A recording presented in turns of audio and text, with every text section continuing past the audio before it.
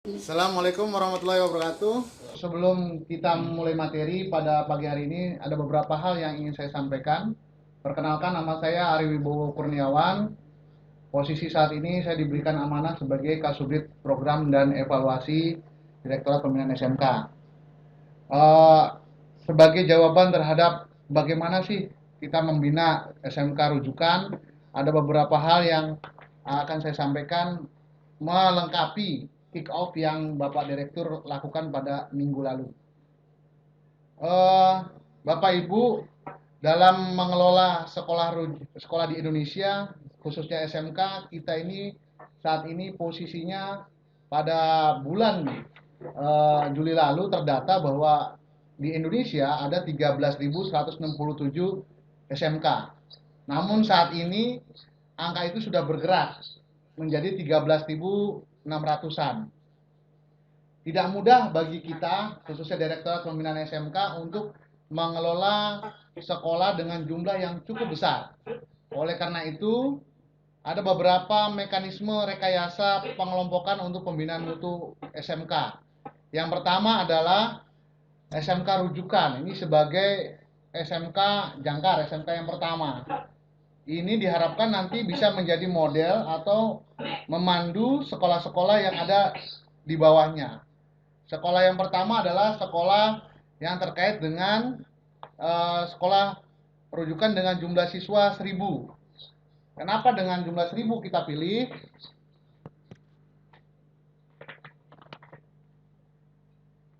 Karena dengan jumlah 1.000 itu diharapkan manajemennya sudah baik, pengelolaan terhadap bengkelnya sudah baik.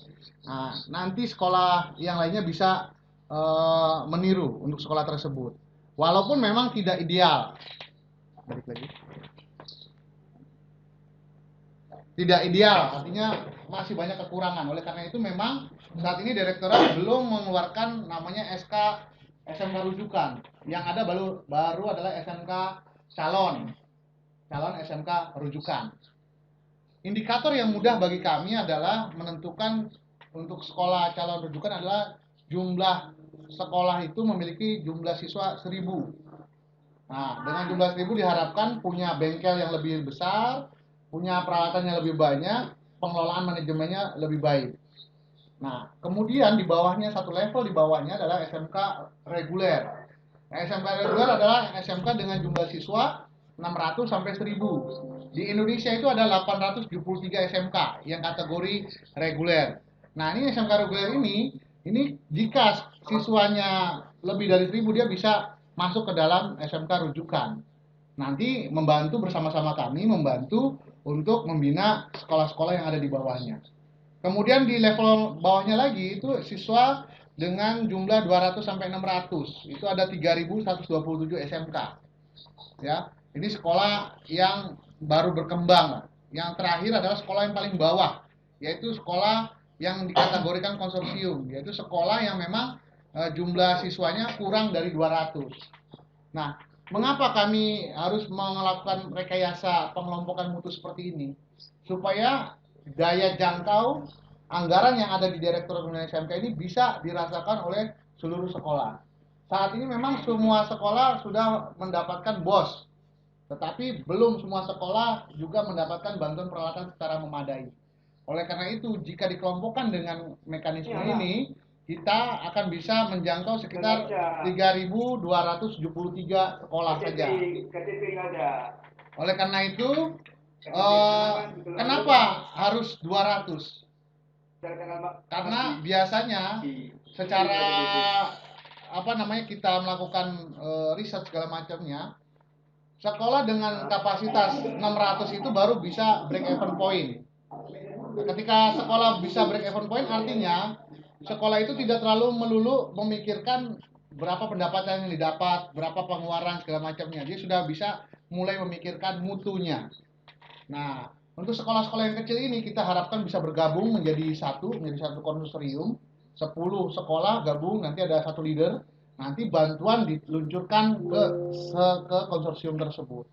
Nah, inilah rekayasa pengelompokan pembinaan mutu yang kita lakukan. Kenapa ada rujukan, kenapa ada reguler, ini semata-mata untuk memudahkan pembinaan.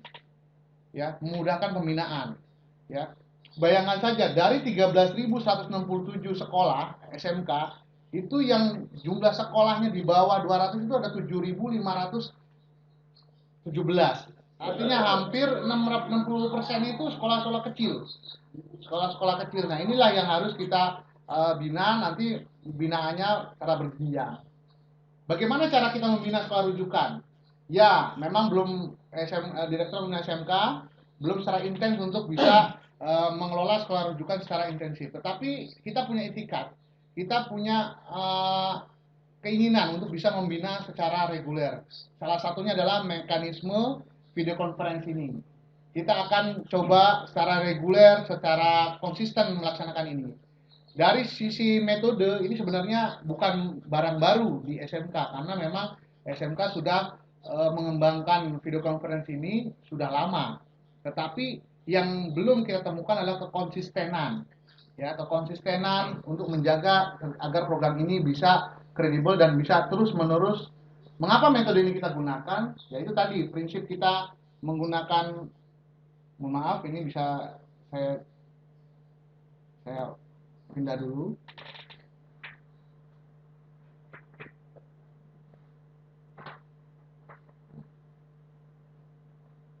Nah, ini dia segitiga strategi kita. Yang pertama, kita sesama SMK dengan seluruh Indonesia, mari kita berbagi sumber daya. Kalau SMK rujukan punya sumber daya yang baik, bisa di-share ke sekolah yang lain. Atau sekolah yang kecil ada yang bagus, bisa di-share.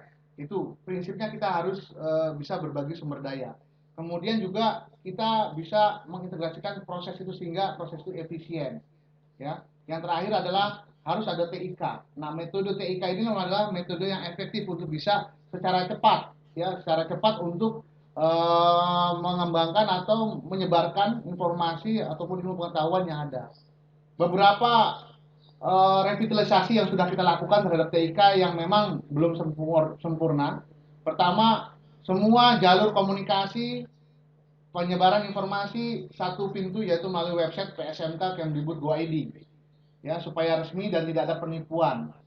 Yang kedua, kita juga mengembangkan homepage Facebook, ya, setiap ada informasi terbaru dari siapapun itu yang baik akan kita share ke seluruh SMK di penjuru Nusantara. Kemudian melalui video conference ini yang kita lakukan pada hari ini. Kemudian Bapak Ibu, agenda terdekat untuk SMK rujukan adalah yang pertama tentu pemenuhan infrastruktur ini sudah berjalan. Jadi mekanismenya adalah SMK rujukan ini akan dikeroyok oleh semua subjek yang ada di direktorat, ya, sehingga nanti bisa menjadi fasilitator, ya, untuk sekolah-sekolah yang lainnya. Kemudian yang terdekat yang sedang kita inisiasi adalah yang pertama pengiriman guru produktif, ya, secara bergelombang ke Jerman untuk berlatih. Ya, pada gelombang pertama kita akan berangkatkan sekitar 15 guru produktif, ya, untuk mengembangkan kurikulum industri bidang konstruksi batu dan beton.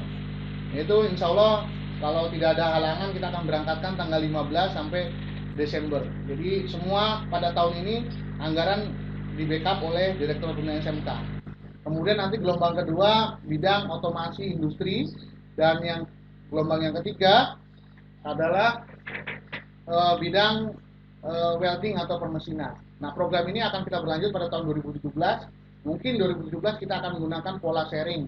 Misalnya direktur membiayai satu, sekolah juga membiayai satu. Nanti diharapkan seperti itu. Ya, nanti bisa atau cari mekanisme lain yang bisa membuatkan itu. Itu satu yang kita lakukan untuk bisa menjaga guru-guru produktif kita ini untuk bisa update terhadap perkembangan industri yang terbaru. Nah, nanti setelah pulang dari magang tersebut, guru tersebut memiliki kewajiban untuk melatih sekolah aliansinya untuk bidang yang sama, gitu ya. Nah, kemudian selain itu kita juga akan mendatangkan senior expert service, ya, SES dari Jerman ke Indonesia, ya. Ini China memiliki sekolah kejuruan yang besar dan banyak. Itu ternyata mendatangkan secara reguler senior expert service ini ke negaranya. Nah, kita coba menggunakan metode tersebut. Kita akan coba mendatangkan sekitar 30 senior expert ya, 30 senior expert untuk bisa datang ke Indonesia. Nanti senior expert ini akan disebar ke sekolah rujukan, kemudian nanti dari sekolah rujukan bersama aliansi belajar bersama, dipandu, dibina oleh senior expert dari Jerman tersebut. Yang memang senior expert ini nanti akan saya jelaskan pada slide selanjutnya. Nah, jadwal yang terdekat adalah September sampai Desember ini kita akan coba tes secara kontinu adalah pelatihan online tematik ya.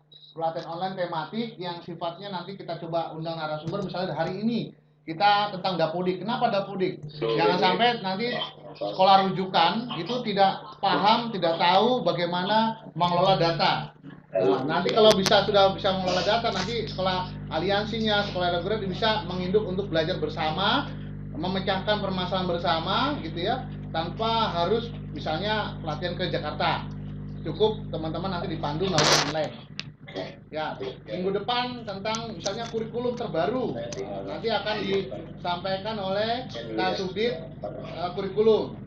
Kemudian nanti ada yang sudah daftar ke kita narasumber dari Jerman maupun dari Rusia yang mau memberikan input. Ya, nanti kita coba mekanismenya seperti apa.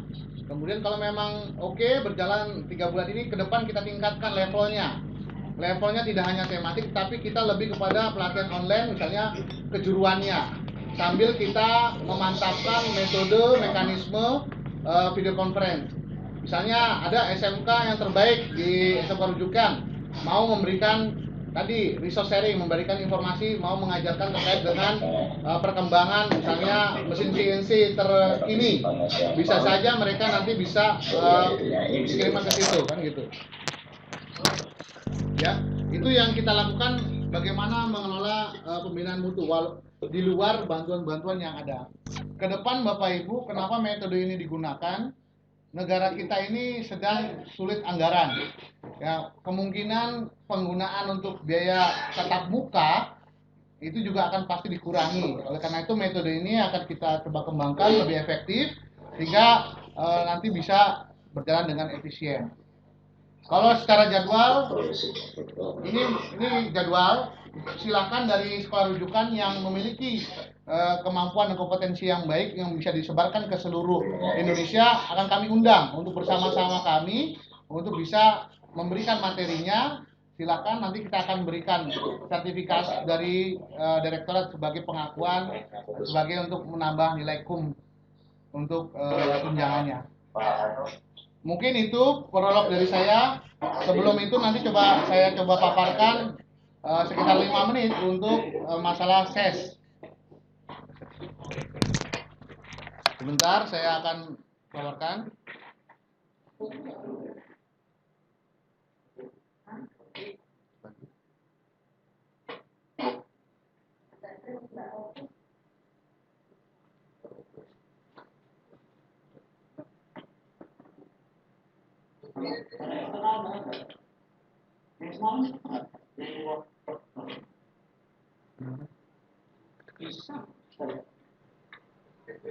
Ini saya dapat paparan dari senior expert dari Jerman, ya. Kemarin datang wawancara kita bahwa di Jerman itu kenapa kita milih Jerman, karena Jerman memiliki sejarah vocational training yang cukup lama dan ini bisa membantu kita ya untuk bisa belajar, dan memang salah satu kiblat dari vocational training yang kita lakukan adalah melalui mengadopsi dari Jerman ini. Nah, Jerman itu memiliki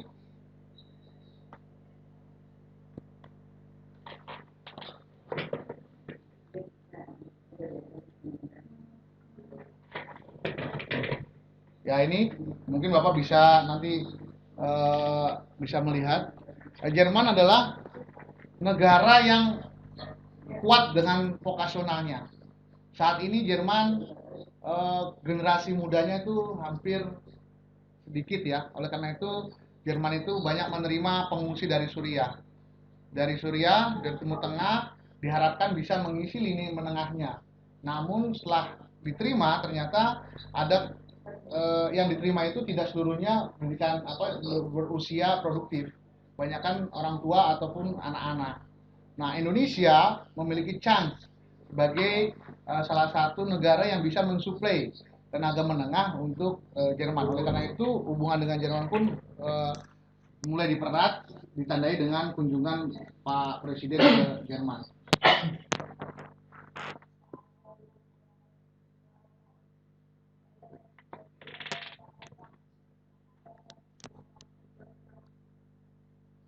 Nah, ini setiap tahunnya Jerman itu memiliki senior expert ya, itu sekitar 4.500 ya di 90 negara. Nah, kita Indonesia ini belum pernah memanfaatkan tenaga ini, peluang ini. Oleh karena itu, tahun ini kita coba usulkan ya.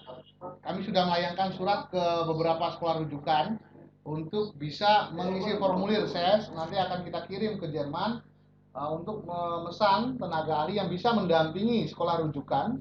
Ya, kita berharap nanti sekolah aliansi berkumpul di sekolah rujukan untuk belajar bersama oleh expert tersebut gitu ya. Nah, nanti sekolah rujukan bisa menggunakan dana BOS untuk bisa mengelola kegiatan ini. Namun narasumbernya akan kita siapkan dari Jerman. Biaya untuk mendatangkan ini kita akan tanggung dari Direktorat Pembinaan SMK. Nah, ini apa yang dilakukan SES, dia memenuhi permintaan tenaga ahli sesuai dengan yang kita inginkan. Nah, mereka berharap bisa sustainable. Kita akan jaga ini program ini 2017. Mungkin nanti dari hasil angkatan pertama kita akan evaluasi hingga 2017 akan lebih baik. Nah, kualifikasi ekspornya mereka adalah kebanyakan guru vokasi, praktisi industri, pariwisata, logistik, dan ada bidangnya. Nanti silakan teman-teman bisa berkunjung ke websitenya. Nah, ini kita sudah ada beberapa, tetapi secara umum vocational school ini belum menggunakan customer ini. Nah, kerjasama akan kita inisiasi yang sudah ada Kementerian Agama, ya, tetapi kita belum tahu perkembangan kelanjutannya. Nah, ini beberapa yang sudah dilakukan. Salah satu adalah SMK 2 Raja Ampat, ya, tapi ini sudah tidak ini lagi, proses lagi, maka kita akan coba gunakan kesempatan ini untuk mendatangkan sebanyak-banyaknya dalam rangka memperbaiki kualitas dari sisi guru. Tentu ini langkah-langkah ini belum semuanya memuaskan gitu ya, tetapi inilah yang dilakukan oleh Direktorat dalam beberapa waktu sampai dengan Desember 2016. Semoga nanti 2017 dari hasil evaluasi ini bisa kita kembangkan metode apa yang efektif, inovasi apa yang bisa kita lakukan untuk percepatan peningkatan kualitas dari SMK. Kalau tidak saat ini kalau kita tidak lakukan ini, mau kapan lagi? Karena waktu kita sudah mepet dan tenaga kerja dari luar juga sudah mulai masuk. Mau nggak mau kita harus bertahan dengan apa yang kita gunakan selama ini. Silahkan Bapak Ibu berikan masukan kepada kami, ya. Nanti oleh teman-teman akan dihimpun masukannya seperti apa, gitu ya. Salah satu yang belum kita bahas di sini adalah mengenai penerjemahan buku, ya, pengenalan buku kejuruan. Ini lebih untuk mempercepat penyediaan buku kejuruan. Mungkin demikian pengantar saya memperkuat kick off yang diberikan oleh Pak Direktur minggu lalu. Selamat melakukan koordinasi mutu. Silakan diekspor, catat kekurangannya, berikan solusi pada kami. Bagaimana yang terbaik untuk bisa menjalankan ini secara konsisten. Demikian yang bisa saya sampaikan. Mohon maaf belum bisa memberikan tanya jawab karena kebetulan saya diminta untuk rapat di lantai 5. Mungkin itu kurang lebih maaf. Assalamualaikum warahmatullahi wabarakatuh. Yang ngomong siapa?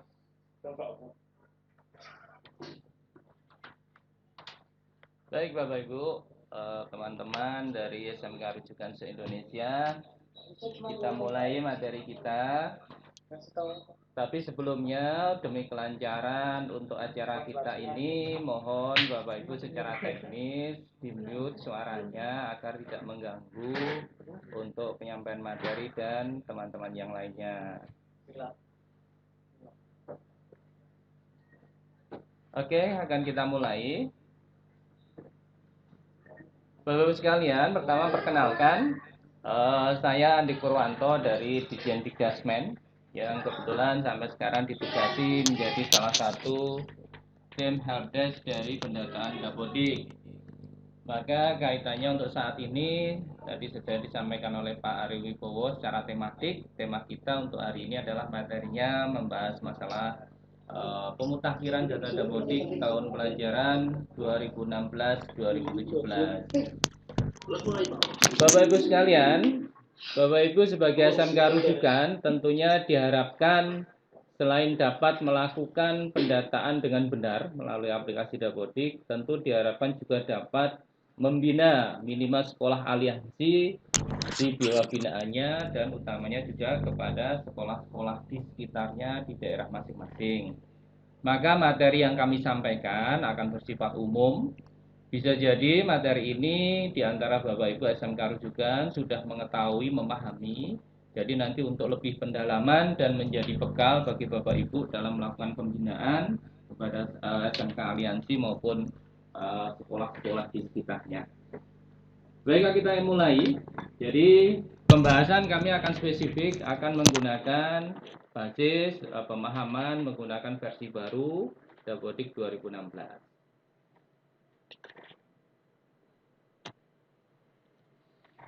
Baik Bapak Ibu, kalau kita bicara pendataan Dapodik, maka kita tidak dapat terlepas dari dasar hukum yang digunakan untuk melaksanakan pendataan Dapodik itu sendiri.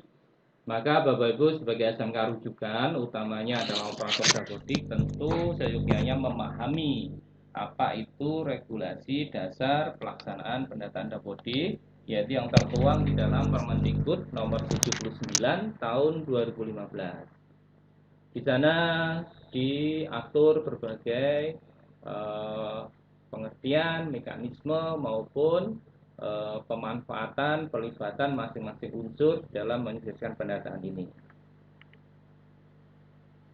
Di sini secara spesifik kaitannya dengan pemutakhiran data, maka saya mencuplik salah satu bagian dari Permendikbud nomor 79 tahun 2015 terkait dengan pemutakhiran data. Kami akan ambil pasal 14, yaitu yang terkait dengan tugas dan fungsi atau tanggung jawab satuan pendidikan terhadap pendataan Dapodik. Nah, di sini Bapak Ibu bisa lihat bersama, salah satu poin adalah misalnya poin A, melakukan pengisian dan pengiriman data melalui Dapodik. Poin B adalah melakukan pemutakhiran data secara berkala sekurang-kurangnya 1 kali dalam 1 semester. Jadi kalau ada pertanyaan, berapa kali sih sekolah harus melakukan pemutakhiran data Dapodik? Maka jawabannya ada di poin B, bahwa setiap sekolah itu sekurang-kurangnya harus melakukan pemutakhiran data minimal 1 kali dalam 1 semester. Nah, kalau kita bicara ideal, itu kan minimalnya. Kalau idealnya tentu setiap ada perubahan data dilakukan pemutakhiran. Misalnya di sekolah terjadi transaksi, ada perpindahan siswa, maka setiap perpindahan dilakukan pemutakhiran data, kemudian diupdate atau disinkronisasi. Misalnya ada guru pensiun, maka aplikasi Dapodik dilakukan pemutakhiran, kemudian disinkronisasi. Itu kondisi ideal yang diharapkan. Nah, kenapa data itu kok harus dimutakhirkan? Bapak Ibu harus pahami bersama bahwa saat ini data pada aplikasi Dapodik kita ini sudah dimanfaatkan untuk transaksional di berbagai transaksi yang diampu oleh unit-unit di lingkungan Kementerian Pendidikan dan Kebudayaan. Itu juga yang tertuang di dalam Permendikbud nomor 79 tahun 2016. Apa saja transaksinya? Banyak hal. Di sini Bapak Ibu bisa ikutin. Transaksi terkait siswa, ada BOS, NISN, dan seterusnya, transaksi terkait sekolah, transaksi terkait GTK maupun transaksi pembelajaran. Nah, penting kiranya untuk transaksi ini, hari ini kebetulan adalah tanggal 21 September 2016, yang merupakan adalah hari terakhir cut off pengambilan data untuk BOS triwulan keempat 2016.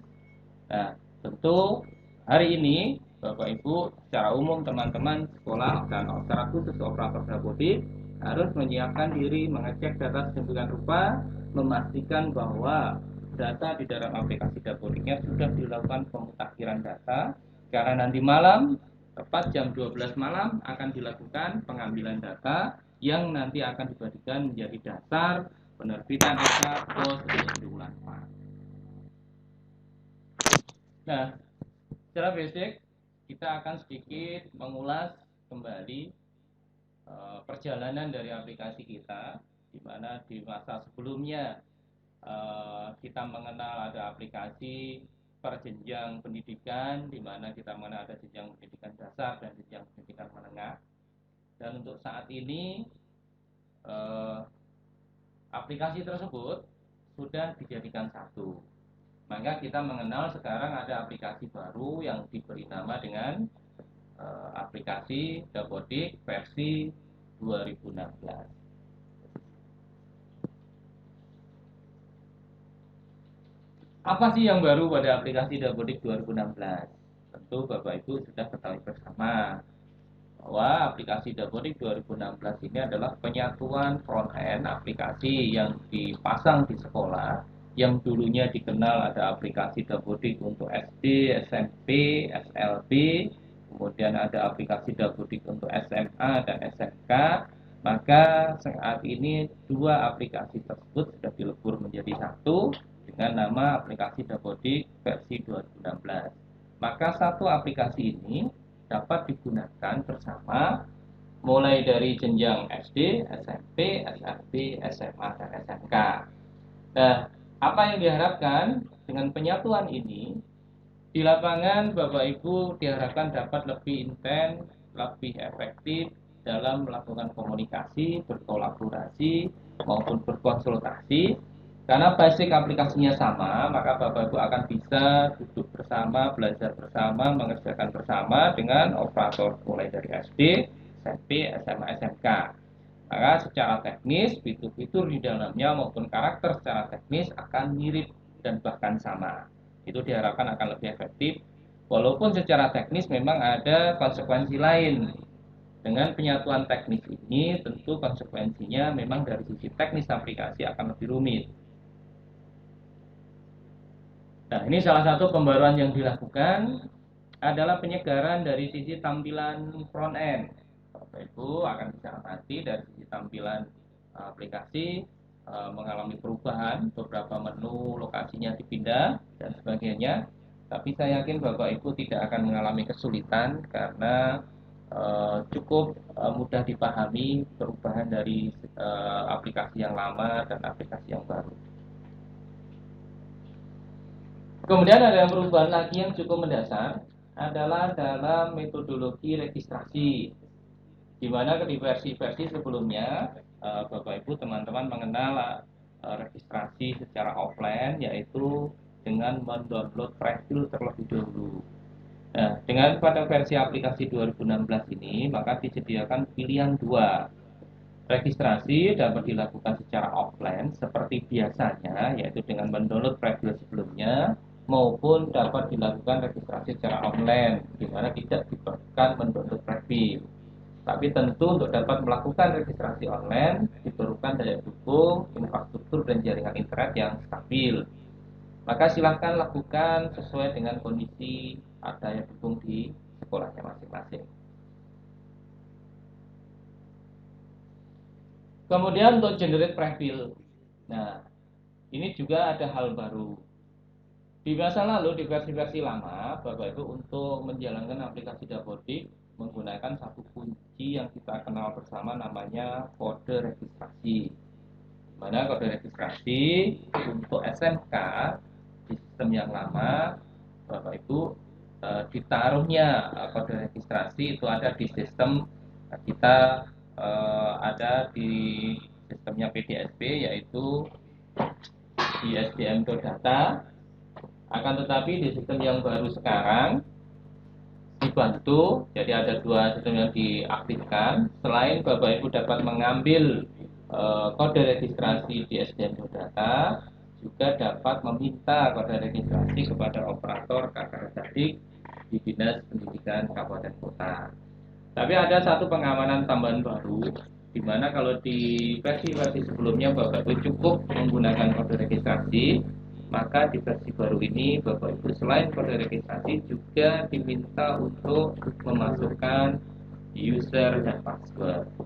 Nah, kaitannya ini nanti silahkan koordinasikan dengan kakak data Dinas Pendidikan Kabupaten Kota jika Bapak Ibu mengalami kesulitan di dalam proses registrasi aplikasi ini, karena ada beberapa kasus di mana kode registrasi gagal dengan peringatan user password tidak dikenali, salah dan sebagainya, di mana diakibatkan oleh di masa lalu dalam satu sekolah banyak dibuat akun yang aktif sehingga untuk satu sekolah bisa memiliki beberapa. Nah, ini ternyata secara teknis juga menimbulkan masalah tersendiri. Nah, yang mengalami seperti itu nanti dapat dibantu dengan berkoordinasi dengan Dinas Pendidikan Kabupaten Kota maupun dengan tim support kami. Nanti untuk dibantu menonaktifkan akun-akun yang tidak diperlukan lagi dan memilih mana yang akan diaktifkan. Tadi sempat saya singgung kaitannya otoritas dari Kakak Dinas Pendidikan Kabupaten Kota. Jadi selain Bapak Ibu untuk kode registrasi dapat mengambil dengan sendiri di SDN Berdata, kode registrasi juga Bapak Ibu bisa dapatkan dari Kakak Data Dinas Pendidikan Kabupaten Kota. Termasuk jika Bapak Ibu mengalami satu kondisi di mana yang mengakibatkan Bapak Ibu membutuhkan satu proses yang namanya reset kode registrasi, mengalami satu kondisi yang mengharuskan Bapak Ibu mengganti kode registrasi. Nah, untuk itu Bapak Ibu dapat meminta bantuan kepada Dinas Pendidikan Kabupaten Kota maupun ke tim support kami.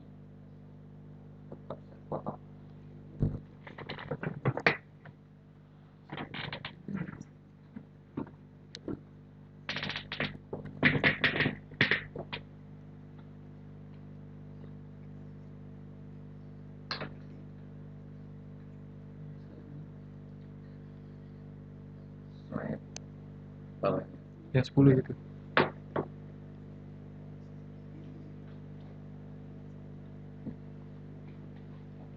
Nggak full screen.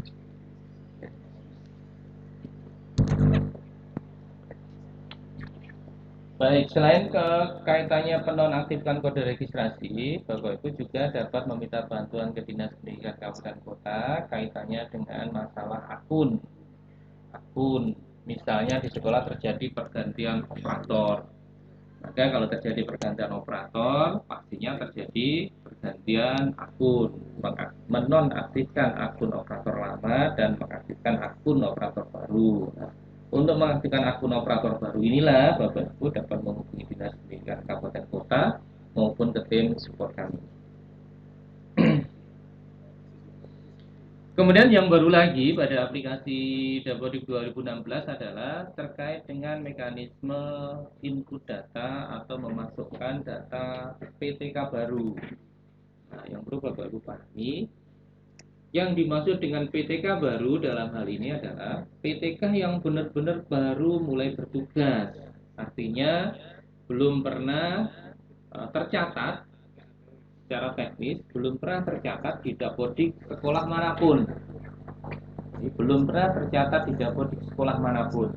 Misalnya di sekolah Bapak Ibu ada PTK baru. Dalam hal ini adalah pindahan dari sekolah lain. Itu tidaklah termasuk dalam kategori PTK baru. Jadi PTK baru adalah PTK yang benar-benar baru, yang baru mulai bertugas dan belum pernah tercatat di Dapodik sekolah manapun. Nah, untuk PTK baru dengan kategori seperti itu, maka untuk memasukkan datanya, Bapak Ibu harus meminta bantuan kepada Dinas Pendidikan Kabupaten Kota lewat Kakak Dadik, di mana mereka akan dapat memasukkan data PTK baru tersebut lewat sistem yang sudah disiapkan. Untuk kemudian nanti setelah dimasukkan oleh dinas, sekolah tinggal melakukan sinkronisasi sehingga data yang diisikan itu akan masuk ke aplikasi lokal. Kemudian nanti Bapak Ibu tinggal melanjutkan melengkapi data yang lain. Nah, kaitannya kalau terjadi adalah PTK itu pindahan dari sekolah lain atau PTK yang menambah jam di sekolah Bapak Ibu, artinya mengajar belajar juga di sekolah lain, maka Bapak Ibu secara teknis untuk memasukkan data PTK tersebut dapat menggunakan fungsi tarik data secara online. Jadi untuk teknis tarik data secara online sudah dijelaskan di dalam buku panduan teknis.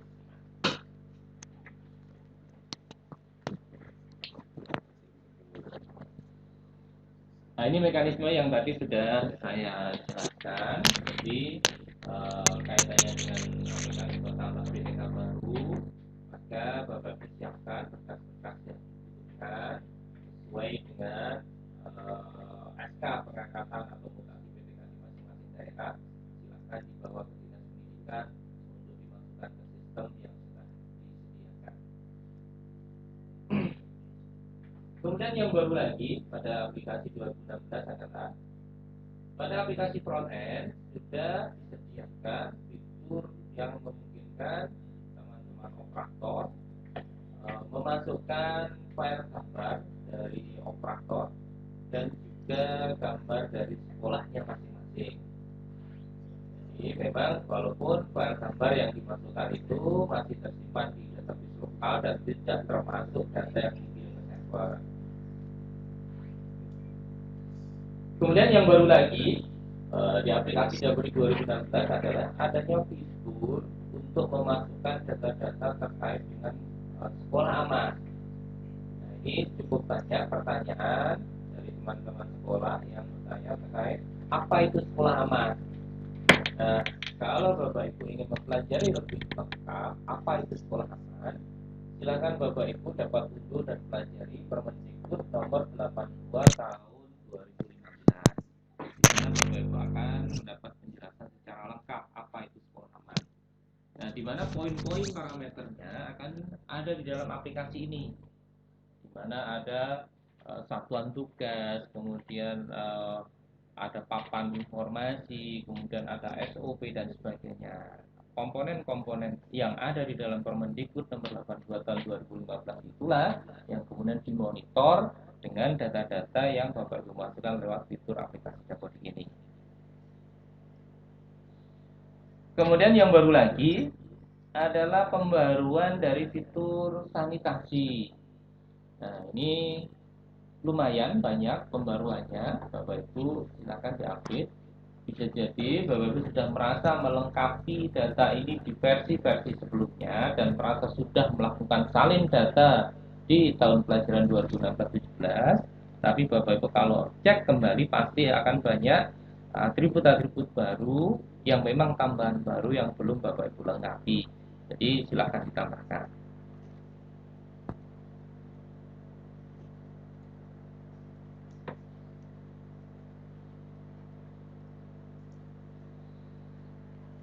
Nah, ini juga yang baru dan penting untuk teman-teman SMK, khususnya apalagi SMK rujukan, adalah adanya pembaruan menu MOU kerjasama untuk SMK dan Budi.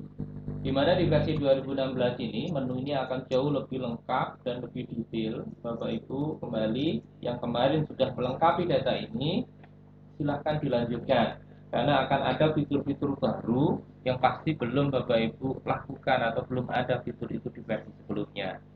Di sini sangat lengkap. Kemudian kaitannya apa lagi untuk MOU kerjasama ini? Bapak Ibu perlu pahami bahwa di Direktorat Pembinaan SMK juga sedang dikembangkan saat ini, sedang mulai akan dijalankan, sudah sosialisasi, implementasi adalah aplikasi namanya BKK, Bursa Kerja Khusus. Di mana di dalam aplikasi tersebut salah satunya akan mendata dunia usaha dan dunia industri (DUDI) yang melakukan kerjasama dengan sekolah. Nah, data awal DUDI yang menjadi referensi di dalam BKK itu salah satunya adalah mengambil data DUDI yang Bapak Ibu masukkan melalui aplikasi Dapodik ini.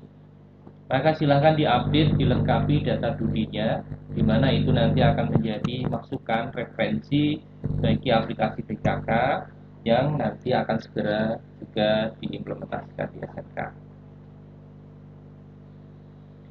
Kemudian berikutnya, masalah data prasarana, sarana dan prasarana.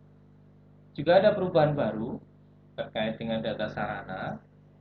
utamanya adalah masalah data detail sarana, yaitu masalah kondisi input, kondisi sarana, di mana ada standar PU yang baru dan kita sudah mengambil standar yang baru tersebut. Dan di sini dilengkapi dengan analisis. Kalau di masa lalu Bapak Ibu hanya memasukkan data persentase kerusakan masing-masing entitas, masing-masing atribut dalam sarana tersebut. Saat ini setelah Bapak Ibu dan teman-teman masukkan data tingkat kerusakan, maka sistem akan langsung menampilkan hasil analisisnya berupa keterangan apakah ruang tersebut statusnya rusak ringan, rusak sedang ataupun rusak berat. Nah, terkait sarana ini juga akan bersinggungan, akan integrasi, akan berhubungan dengan program lain di Direktorat Pembinaan SMK, yaitu sistem Verwil atau verifikasi wilayah, di mana sistem Verwil inilah yang akan menjadi dasar untuk pemberian bantuan ke sekolah berupa bantuan rehab, RKP dan sebagainya. Nah, Bapak perlu pahami bahwa data awal dari aplikasi atau sistem Verwil itu juga bersumber dan nanti akan divalidasi dengan data-data sarpas dan kondisi yang Bapak Ibu masukkan di dalam aplikasi Dapodik ini.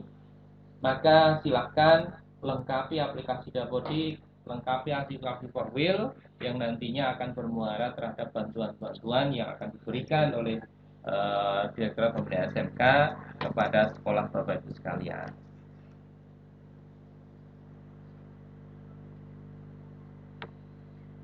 Nah, ini yang baru lagi di versi 2016, Bapak Ibu akan menemui sekarang semakin banyak filter dan validasi yang dipasang di aplikasi frontend ini, di mana sekarang ada dua status validasi, yaitu ada invalid atau blocking dengan tanda gambar tanda seru merah. Kalau muncul validasi dengan blocking invalid seperti itu, maka akan mencegah sistem ini dapat disinkronisasi. Artinya masih ada data invalid yang harus diperbaiki. Nah, status kedua adalah warning dengan tanda segitiga kuning. Status warning ini tidak menghalangi proses sinkronisasi, tapi merupakan alert, merupakan alarm bagi operator, khususnya operator Dapodik, untuk kembali mengecek data bahwa sistem memberikan peringatan ada data yang menurut sistem perlu dilakukan validasi ulang. Misalnya ini, ada nanti warning misalnya bahwa ditemukan siswa atas nama A usianya lebih dari 19 tahun misalnya. Maka akan ada warning. Nah, Bapak Ibu silahkan dicek ketika menemui warning seperti itu. Benarkah usia si A itu sudah lebih dari 19 tahun? Jika benar, tidak masalah. Tapi masalahnya di masa lalu banyak terjadi, ternyata usia siswa lebih 19 tahun hanya karena disebabkan input data tahun lahir yang salah. Nah, ini tentu yang harus menjadi target untuk dibenahi. Nah, di versi baru ini akan semakin banyak filter-filter dan validasi yang dipasang dengan tujuan adalah memberi peringatan secara dini bahwa data-data kita ada yang perlu divalidasi.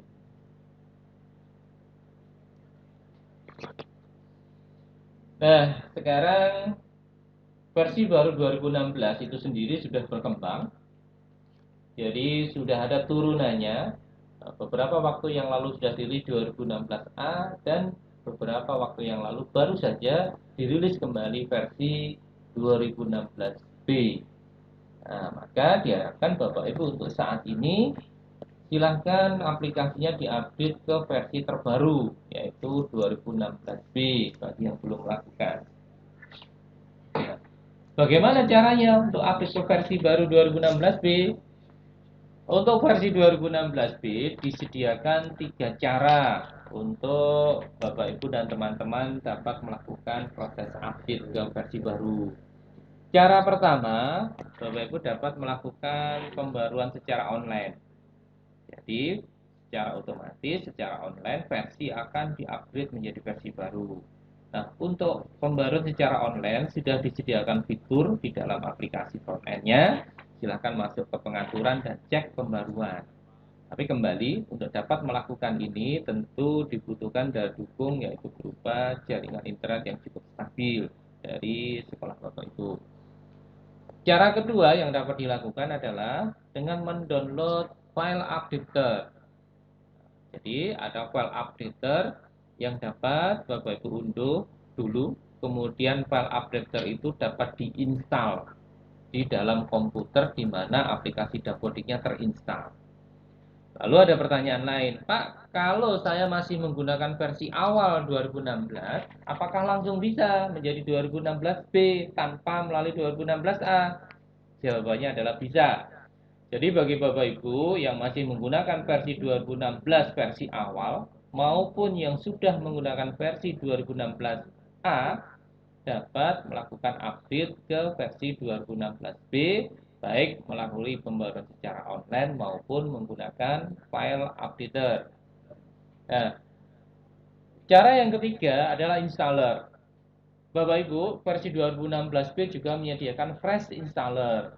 Jika Bapak Ibu mengalami suatu kondisi yang mengharuskan Bapak Ibu melakukan install ulang aplikasi, misalnya harus ganti komputer, komputer yang lama rusak atau dan sebagainya, harus ganti komputer atau mengalami kerusakan teknis atau mengalami kesulitan di aplikasi yang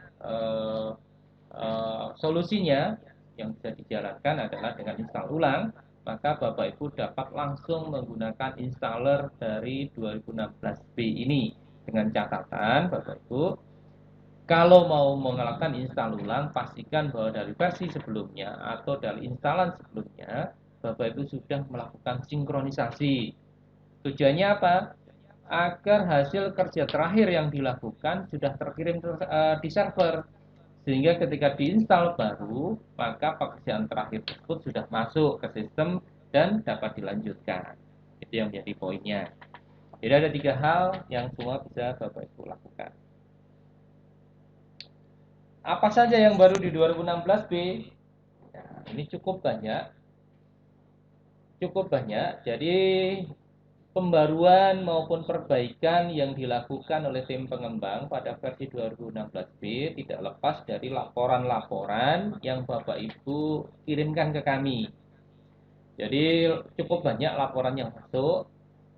Ada beberapa terkait dengan data output rekap, ada pembaruan terkait dengan gagalnya cek pembaruan karena di versi 2016A banyak yang melaporkan kesulitan melakukan pembaruan online.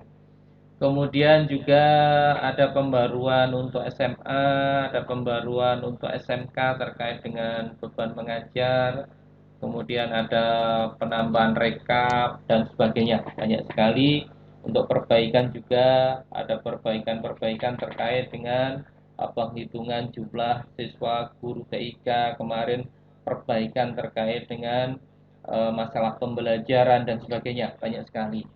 Nah, yang perlu kami garis bawahi Bapak Ibu, di dalam pembaruan 2016B ini memang semakin banyak ditambahkan validasi dan filter yang nanti muaranya berhubungan dengan pembelajaran, berhubungan dengan penghitungan CCM, yang nanti akan bersentuhan dengan transaksi PTK yang ada di Dijen PTK terkait tunjangan dan sertifikasi. Tapi yang perlu kami sampaikan Bapak Ibu, ini kembali ke dasar, bahwa aplikasi Dapodik itu adalah alat untuk mendata. Itu yang perlu Bapak Ibu pahami dan digarisbawahi. Jadi aplikasi Dapodik bukanlah regulator, bukanlah aturan. Maka isi fitur-fitur di dalamnya tidak dapat dijadikan menjadi pijakan atau rujukan. Dalam pengertian, ada regulasi yang harus Bapak Ibu ikuti. Jadi terkait dengan transaksi GTK tadi, maka regulasi yang dipakai menjadi acuan adalah Permendikbud nomor 17 tahun 2016. Nah, aplikasi Dapodik ini memfasilitasi bagaimana memasukkan data-data sehingga dapat terkumpul, diolah sehingga menjadi output, menjadi masukan dan nanti dapat diolah sesuai dengan kaidah-kaidah di dalam regulasinya. Maka aplikasi Dapodik didesain sedemikian rupa untuk mengakomodir rambu-rambu yang diberikan oleh regulasinya tersebut. Jadi misalnya Bapak Ibu menemui satu data di dalam aplikasi Dapodik, tugas tambahan misalnya masalah waka atau yang lain di Dapodik terhitung tampil sekian jam. Bapak Ibu, yang dilakukan ketika ngecek seperti itu, yang dipakai menjadi compare pembanding adalah regulasinya.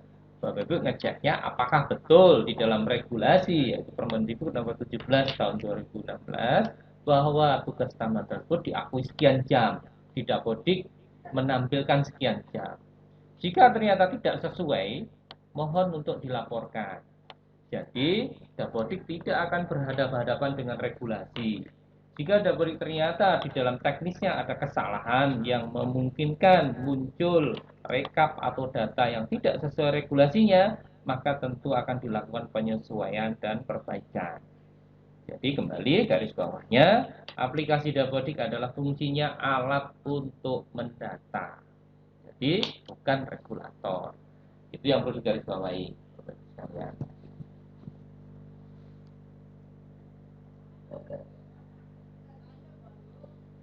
Nah, terkait pemutakhiran data sekarang. Kita bicara pemutakhiran data tahun pelajaran 2016-2017. Dalam beberapa hari terakhir, Bapak Ibu, tim admin dari Dijen Dikdasmen, admin Dapodik, melakukan pembersihan data. Karena bagaimanapun data atau informasi yang bermanfaat adalah data yang valid dan up to date. Maka kami terus berupaya untuk meningkatkan kevalitan data, utamanya data yang sudah masuk di dalam server kita. Nah, per tanggal 19 September 2016 ternyata masih ditemui Bapak Ibu ada 6.655 sekolah yang belum melakukan pemutakhiran data tahun ajaran 2016-2017, mulai dari SD, SMP, SLB, SMA, dan SMK.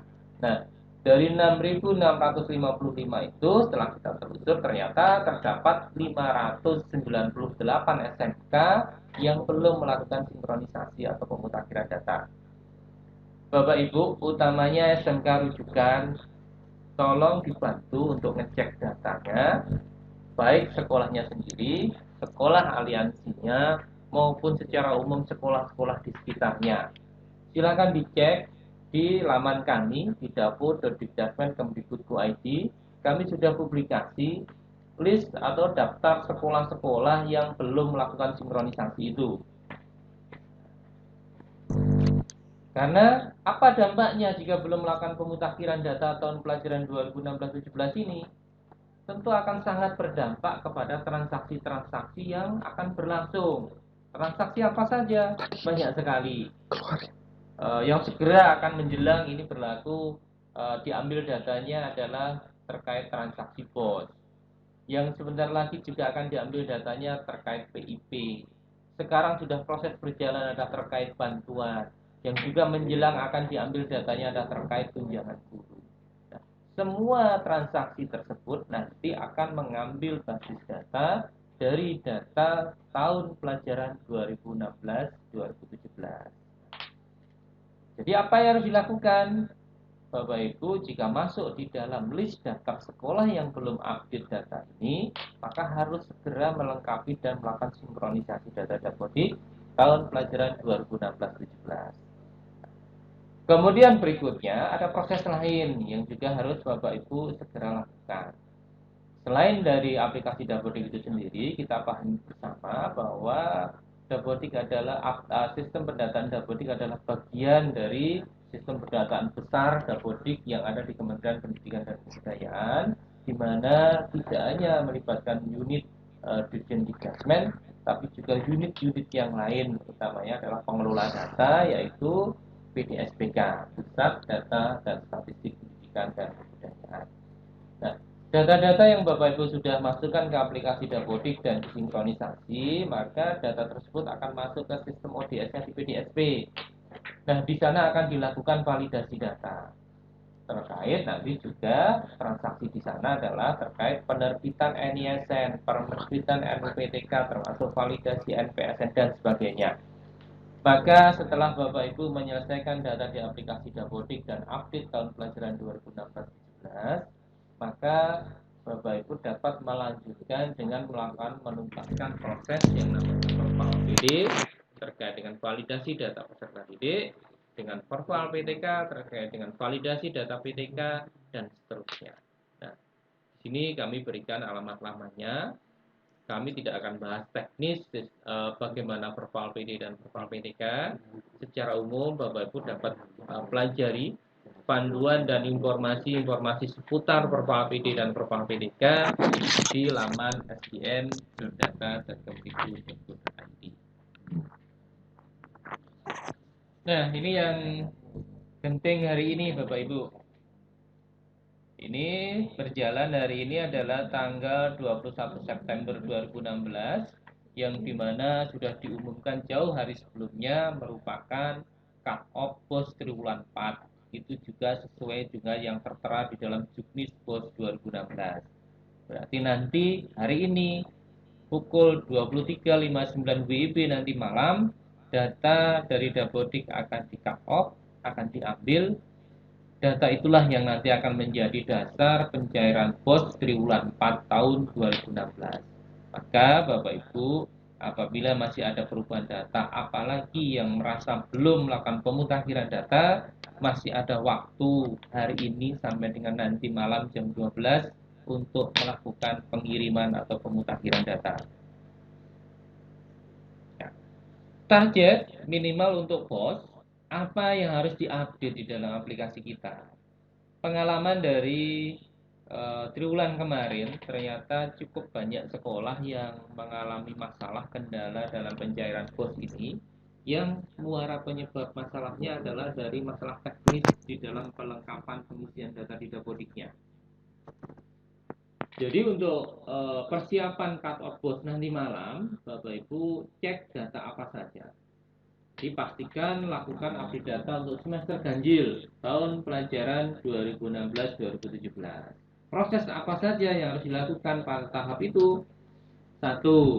Bapak Ibu pastikan sudah melakukan proses meluluskan siswa kelas 12 tahun 2015-16. Kedua, Bapak Ibu pastikan sudah melakukan proses naik kelas. Kemudian melakukan update data identitas dan data rinci sekolah, mengupdate data Safras, mengupdate data PTK, mengupdate data peserta didik termasuk entry siswa baru. Kemudian yang penting, poin penting adalah mengupdate data rombongan belajar termasuk mengisi data pembelajaran. Ini poin-poin penting pada pagi hari. Ya, ini poin penting yang sekarang Bapak-Ibu harus cek bersama dalam aplikasi. Yang pertama silakan cek di beranda aplikasi Dapodik. Di sana salah satunya ada status penerimaan POS. Ada dua, ada ya dan ada tidak. Ada pertanyaan menerima POS, jawabnya ya dan tidak. Di mana status di beranda ini mengambil isian dari data rinci sekolah. Di sana pertanyaannya juga bersedia menerima POS, jawabnya ya dan tidak. Bapak Ibu bagi sekolah yang memang menghendaki mengharapkan untuk mendapatkan POS ini tentu harus dicek, dipastikan bahwa jawabannya adalah ya. Kecuali memang ada beberapa sekolah yang memang tidak menghendaki untuk menerima POS ini, silahkan dijawab tidak. Kembali silahkan dicek. Kemudian di triwulan kemarin ternyata cukup banyak laporan sekolah yang data POS-nya tidak cair atau cair sebagian dan seterusnya. Ternyata muaranya adalah dari data rombongan belajar.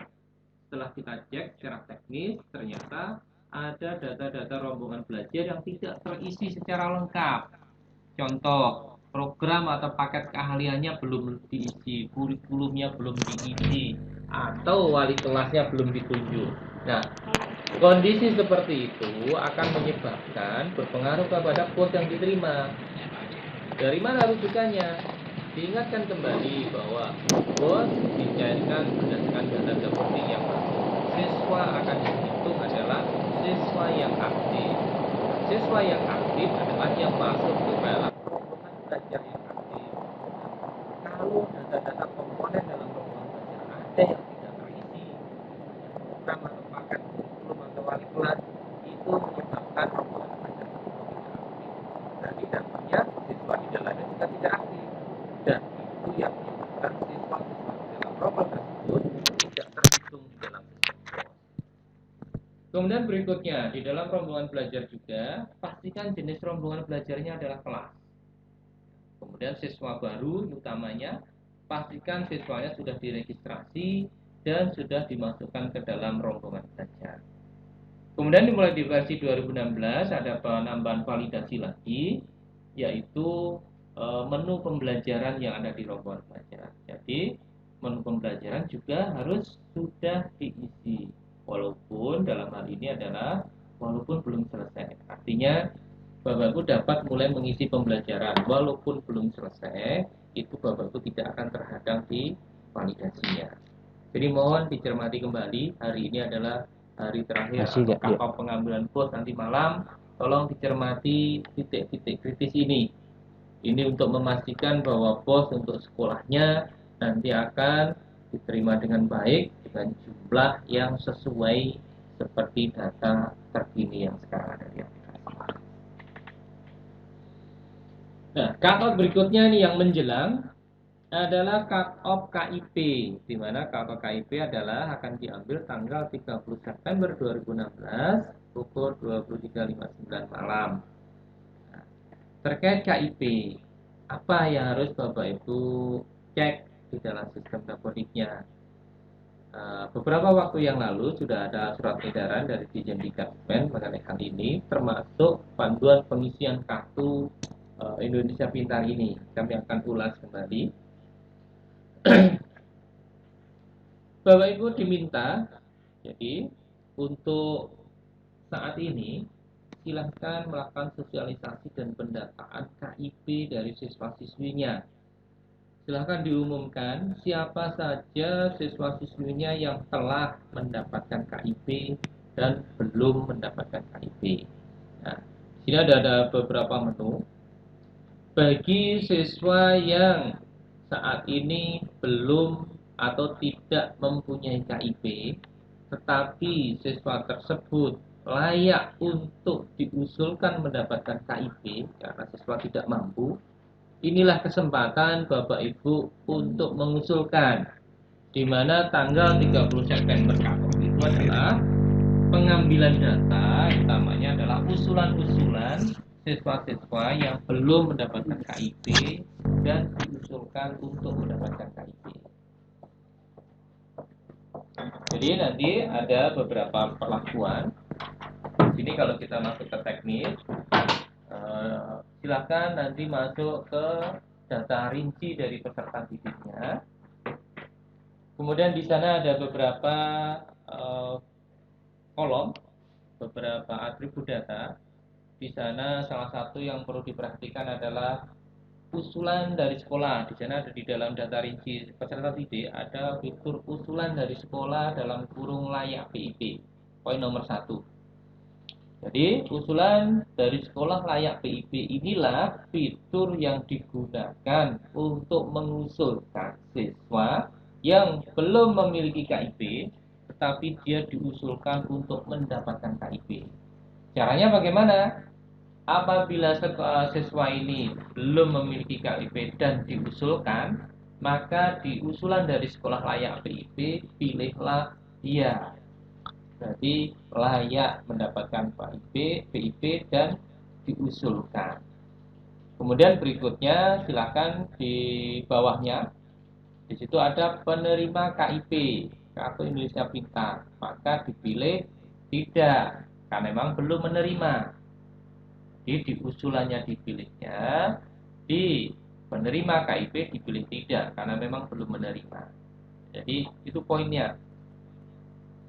Kemudian bagi siswa yang sudah atau belum memiliki KIP tapi memang tidak perlu diusulkan, maka di usulan dari sekolah ini silakan dipilih tidak. Nah, di penerima KIP juga dipilih tidak. Jadi untuk siswa yang tidak memiliki KIP dan tidak perlu diusulkan, pada fitur usulan dari sekolah layak PIP dipilih tidak, di penerima KIP juga dipilih tidak. Selesai.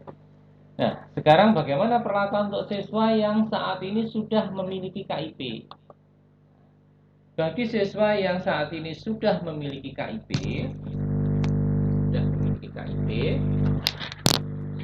maka silahkan didata kartu KIP-nya. Yang didata adalah satu masalah nomor KIP. Silahkan dimasukkan nomor KIP-nya. Kemudian setelah nomor KIP yang Bapak Ibu cermati kembali adalah nama yang tertera di KIP-nya. Nah, ini penting juga, nama yang tertera di KIP ini. Pastikan bahwa namanya apa yang tertera di KIP. Jika namanya sama persis dengan yang sudah ada di dalam Dapodik, maka Bapak Ibu dapat memanfaatkan di situ ada fitur salin jika nama sesuai dengan Dapodik. Maka jika dicermati nama yang sudah sama, silakan klik pada tombol itu. Maka sistem otomatis akan mengcopy data dari data di Dapodiknya. Akan tetapi jika Bapak Ibu menemui ternyata nama di dalam kartu KIP-nya itu tidak cocok dengan yang ada di Dapodik, mungkin selisih satu digit, satu huruf dan sebagainya, maka silahkan di-entry ulang nama KIP-nya itu di aplikasi Dapodik. Tujuannya apa? Kartu KIP yang namanya salah, tidak sesuai dengan yang ada di Dapodik, nanti akan diusulkan untuk dicetak ulang. Karena bisa jadi yang seperti itu pasti akan mengalami kendala pada proses pencairannya. Jadi dicermati, pastikan namanya kalau sama tinggal disalin data dari Dapodik, kalau tidak sama selisih silahkan diinput ulang. Kemudian berikutnya perlakuannya adalah ada siswa, dia saat ini menerima KIP, akan tetapi menolak untuk memanfaatkannya karena mungkin bisa jadi merasa sudah mampu dan sebagainya. Maka Bapak Ibu bisa pilih di situ. Nanti apa alasan menolaknya, di situ sudah tersedia pilihan-pilihan yang Bapak Ibu dapat isikan. Ini yang sedikit ada banyak teman-teman yang bertanya mengenai fitur ini yang perlu saya jelaskan kembali. Perlakuan untuk siswa yang saat ini sudah memegang KIP, di situ terkait fitur usulan dari sekolah layak PIP. Tadi ya, fitur itu untuk mengusulkan siswa yang belum punya KIP dan diusulkan. Akan tetapi jika siswa sudah memiliki KIP, maka pada kolom usulan dari sekolah layak PIP, silahkan dipilih tidak. Tidak dalam hal ini bukan berarti tidak layak, tapi tidak perlu diusulkan kembali. Jadi kembali saya ulangi, untuk siswa yang sudah memiliki KIP, pada fitur usulan dari sekolah layak PIP silahkan dipilih tidak. Tidak dalam pengertian bukan tidak layak, tetapi tidak perlu diusulkan kembali karena sudah menerima. Nah Bapak Ibu, mungkin nanti akan menjumpai satu kondisi setelah sinkronisasi tiba-tiba di aplikasi sudah masuk nomor KIP atau nomor KPS. Nah, dari mana asal datanya itu? Kami di tim admin di Jendikdasmen, Bapak Ibu, untuk kartu-kartu KIP yang sudah dicetak, dikirim, didistribusi, yang terdata ada di kami nomor KIP-nya, itu langsung dieksekusi, diinjek di database Dapodik. Maka Bapak Ibu akan menemui kondisi itu. Merasa belum mengisi nomor KIP, begitu sinkronisasi tiba-tiba masuklah nomor KIP itu. Itu adalah yang melakukan admin dari Dapodik. Tapi kadang ada permasalahan lain. ketika sudah disinkronisasi nomor KIP masuk, berarti kita tahu bahwa si A, anak si A itu akan menerima KIP karena nomor KIP-nya masuk. Tapi begitu di cross check, dikonfirmasi ke siswanya, siswanya merasa saya belum terima KIP-nya. Nah, bagaimana itu? Itu adalah satu kondisi Bapak Ibu yang perlu dipahami. Untuk fisik kartunya itu kan dikirimkan lewat jaringan pos ya, dikirimkan lewat jaringan pengirim, di mana mungkin prosesnya akan lebih lama dibanding distribusi data yang dilakukan lewat server. Jadi eksekusi data nomor KIP-nya sudah masuk, tapi kartu KIP-nya masih dalam proses pengiriman. Bisa jadi masih di pos, bisa jadi masih tertahan di desa, dan sebagainya. Nah, mungkin kondisinya akan ada yang seperti itu. Itu perlu dikonfirmasi.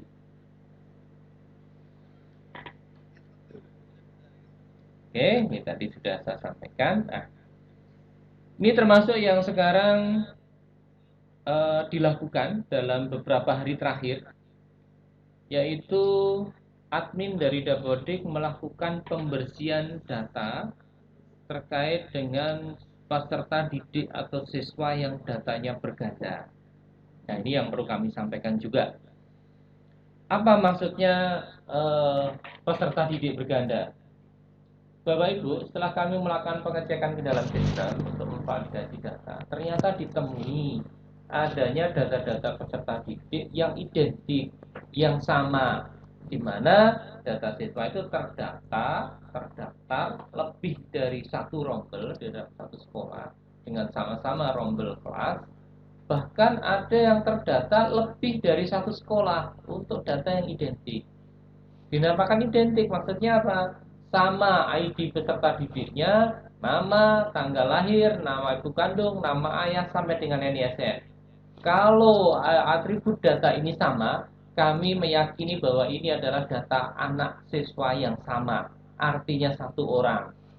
Tetapi di sistem terdata lebih dari satu rombongan belajar, bahkan lebih dari satu sekolah. Maka kemarin kita berunding dengan beberapa stakeholder, kemudian diputuskan bahwa nanti akan dilakukan eksekusi terhadap data-data yang berganda ini. Mungkin Bapak Ibu teman-teman operator bertanya, apa sih yang dapat menyebabkan peserta didik berganda seperti itu? Yang pertama, ini adalah transaksi, di mana peserta didik yang mutasi, siswa yang pindah atau lulus atau diinput atau ditarik secara online oleh sekolah baru. Jadi misalnya ada siswa pindah dari sekolah A ke sekolah B. Nah, oleh sekolah B, data siswa itu sudah diinput atau ditarik data. Tapi ternyata di sekolah asalnya, di sekolah A, siswa tersebut masih aktif, belum dikeluarkan atau dimutasikan. Maka terjadilah bahwa siswa tersebut aktif di sekolah A dan sekolah B. Itu salah satu yang disebut data berganda. Nah, ada teknis lain yang bisa menyebabkan itu, yaitu apabila ada yang melakukan registrasi pada aplikasi Dapodik tapi menggunakan profil lama, profil dari versi lama yang masih disimpan. Itu dapat menyebabkan hal tersebut. Nah, penyebab yang ketiga adalah jika aplikasi Dapodik dalam satu sekolah dijalankan atau diinstal di beberapa komputer yang berbeda. Makanya kembali kami mengingatkan bahwa teknik dasar konsep implementasi Dapodik ini untuk satu sekolah hanya diinstal atau servernya hanya cukup satu komputer saja. Jika Bapak Ibu menghendaki mengerjakannya bersama-sama dengan banyak komputer, maka gunakan konfigurasi client server computing. Artinya hanya satu server, yang lain hanya mengakses sebagai klien dan tidak diinstal sendiri-sendiri. Nah, karena risikonya seperti ini, Bapak Ibu perlu pahami bersama bahwa ketika suatu data, misalnya data siswa, diinput pada aplikasi Dapodik di komputer A, disimpan, maka di sistem di komputer A itu sudah di-generate sebuah WIP yang merupakan single identity atau identitas unik dari data record data siswa tersebut. Jika kemudian itu di komputer lain dilakukan hal yang sama, yaitu di input siswa tersebut disimpan, maka akan tergenerate WIP yang berbeda lagi. Nah, kalau dua komputer ini digunakan untuk sinkronisasi, maka siswa yang diinput itu oleh sistem server kami akan diidentifikasi sebagai record data yang berbeda, orang yang berbeda. Karena walaupun atributnya sama, mempunyai WIP yang berbeda. Maka kembali saya tegaskan, Bapak Ibu, untuk input dapodik itu bisa dilakukan bersama-sama, tapi dalam konfigurasi jaringan client server. Jadi servernya tetap hanya satu. Secara lebih lengkap, lebih jelas terkait dengan mekanisme client server computing atau input data dapodik lewat jaringan ini sudah dibahas secara lengkap di dalam seri buku panduan. Memang mungkin masih seri lama, di mana di buku panduan yang seri 840 ada satu bab sendiri yang bahas hal tersebut. Bapak Ibu bisa pelajari dan masih relevan. Nah, sekarang apa tindakan dari sistem dapodik menyikapi adanya ternyata banyak ditemukan data peserta didik yang berganda ini? Kemarin diputuskan bahwa sistem data peserta didik yang berganda akan dilakukan eksekusi. Seperti apa eksekusinya? Kalau bisa cermati, sistem akan menghapus salah satu peserta didik dari anggota rombel jika peserta didik berganda ditemukannya dalam satu sekolah tapi beda rombel. Ya, kembali saya ulangi, jika data siswa berganda ditemukan dalam satu sekolah tapi beda rombel, maka sistem otomatis akan menghapus salah satunya. Nah, kemudian nanti silahkan Bapak Ibu cross check kembali. Kondisi kedua yaitu sistem akan meregistrasikan keluar kedua data peserta didik sebagai peserta didik tidak aktif. Ini adalah untuk siswa atau peserta didik berganda yang ditemuinya antar sekolah.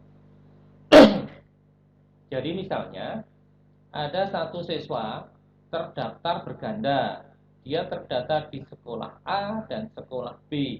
Maka dengan eksekusi ini yang terjadi, siswa tersebut baik di sekolah A maupun di sekolah B akan dikeluarkan dari rombelnya, akan masuk kepada siswa tidak aktif. Secara teknis aplikasi dapodik, siswa diperlakukan ini, maka akan masuk ke menu peserta didik keluar. Kembali saya ulangi, jika ada siswa terdaftar ganda di sekolah A dan sekolah B, maka sistem akan mengeksekusi mengeluarkan siswa tersebut di dua sekolah tersebut. Dua-duanya dikeluarkan, baik sekolah A maupun sekolah B, kemudian akan masuk ke peserta didik tidak aktif atau PD keluar.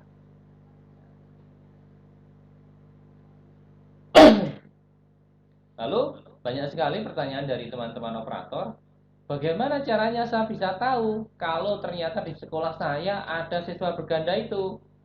Nah, Bapak Ibu, beberapa hari lalu, 2 hari yang lalu tepatnya, kami telah umumkan daftar sekolah yang teridentifikasi ada siswanya yang berganda.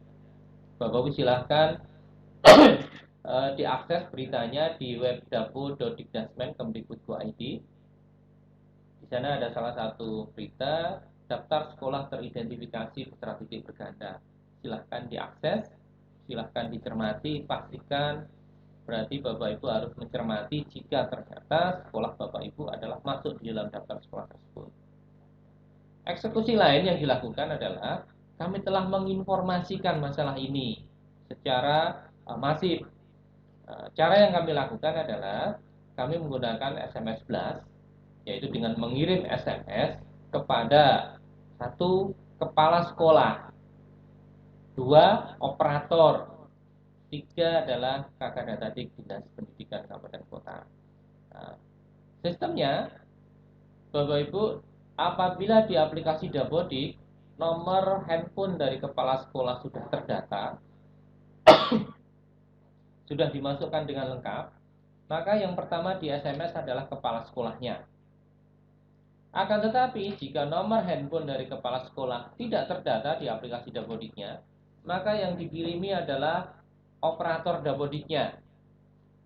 Tapi kalau dua-duanya ternyata nomor HP tidak terdata, bahkan email pun tidak terdata, maka yang dikirimkan pemberitahuan adalah lewat email kepada Dinas Pendidikan Kabupaten Kotanya. Tapi perlu kami sampaikan bahwasanya Bapak Ibu, SMS yang dikirimkan menggunakan masking Dikdasmen, dan ini pemberitaan resmi. Dan instruksinya adalah untuk melakukan validasi data dan sinkronisasi. Tidak ada instruksi untuk mengirim data lewat email atau lewat surat dan sebagainya. Ini yang perlu digarisbawahi. Jadi perlu kami ulangi lagi bahwa instruksi dalam SMS tersebut adalah untuk melakukan validasi data dan melakukan sinkronisasi data melalui aplikasi Dapodik, dan tidak ada permintaan atau instruksi untuk mengirimkan data melalui email kemanapun. Ini menyikapi karena akhir-akhir ini banyak sekali penipuan yang mengatasnamakan institusi-institusi di pusat. Bapak Ibu juga harus tetap berhati-hati. Nah, sekarang jika ternyata di sekolah Bapak Ibu ditemui adanya siswa berganda ini, jadi masuk dalam daftar sekolah, mungkin sudah mendapatkan SMS tadi, apa yang harus dilakukan?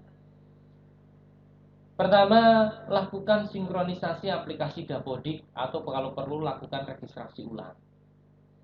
Tujuannya apa? Agar data yang Bapak Ibu ada di aplikasi lokal menyesuaikan dengan eksekusi yang tadi dilakukan di server pusat.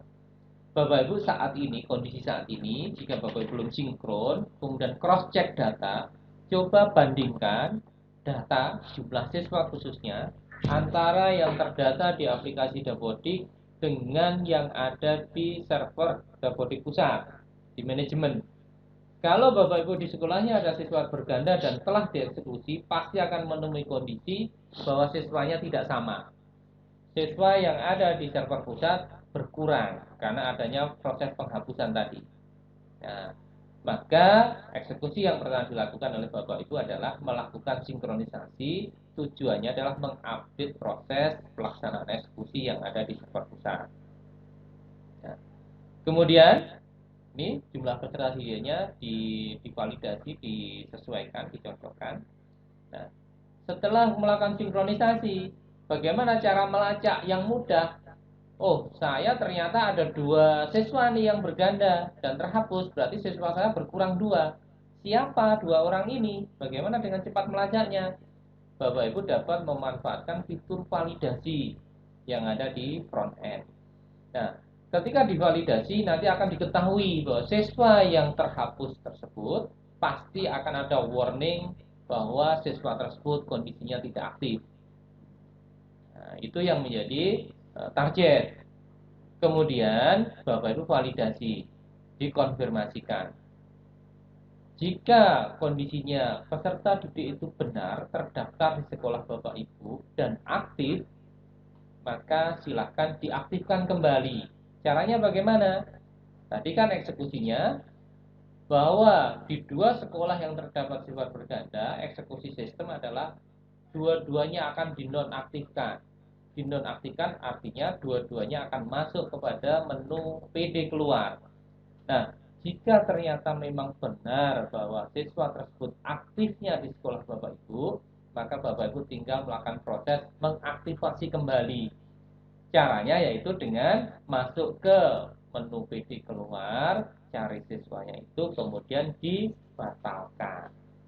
Nah, kemudian jangan lupa setelah dibatalkan, dia aktif kembali, silahkan kembali dimasukkan ke rombongan belajar di mana dia aktif. Ya. Setelah melakukan eksekusi itu, maka lakukan sinkronisasi kembali. Tujuannya adalah mengupdate kembali perlakuan dari yang telah Bapak Ibu lakukan tadi.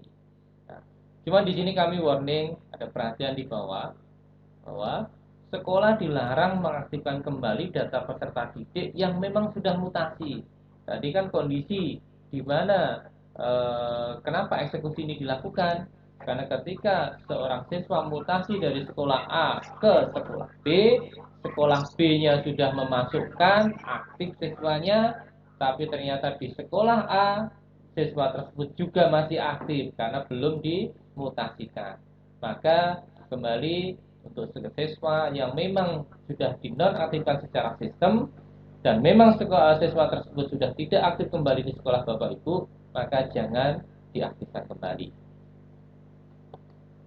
Jadi ini penjelasan untuk eksekusi penonaktifkan siswa-siswa dengan status berganda yang dilakukan oleh tim admin dalam minggu terakhir. Nah, ini juga yang baru, Bapak Ibu. Semakin lama akan semakin banyak sistem-sistem aplikasi portal baru yang dibangun dalam kaitannya mendukung, mensupport maupun kepanjangan dari sistem pendataan kita Dapodik. Nah, salah satu yang sekarang baru dan sedang disosialisasikan adalah aplikasi penjaminan mutu pendidikan atau yang dikenal dengan nama PMP. Apa itu PMP?